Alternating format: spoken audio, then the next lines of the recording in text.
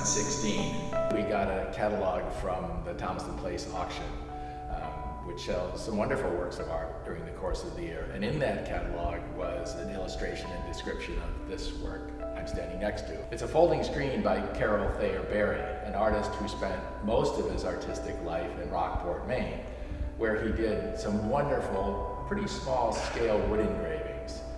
I was aware he did paintings, but I had no idea, and I don't think anyone else did, that he did this folding screen.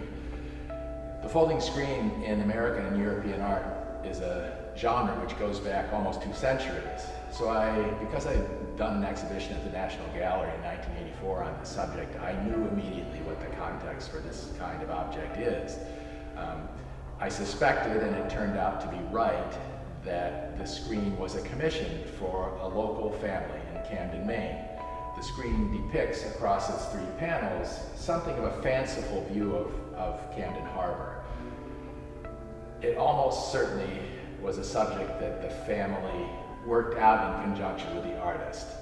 And why I thought it was a commission is that it's so unlikely for an artist to make something like this on speculation.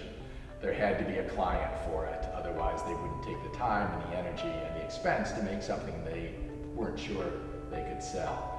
It's really a wonderful and unique object in Berry's long and productive career. The screen format is an unusual one. They can be any size, and there are indeed some screens that are this tall, and screens that are double my height. They can be in any number of panels. They can be hinged so they can be folded, and thus their imagery can be read in different ways depending on how it's folded. So there's this artistic conception behind the nature of making an image across the panels of a folding screen. But what's exciting about the object is that it also had a function in someone's home. One of them being that one could dress or undress behind the screen. It could be placed in front of a window to block out light or to create a private passageway in a dining room. So the folding screen is a kind of object that is both decorative and functional at the same time.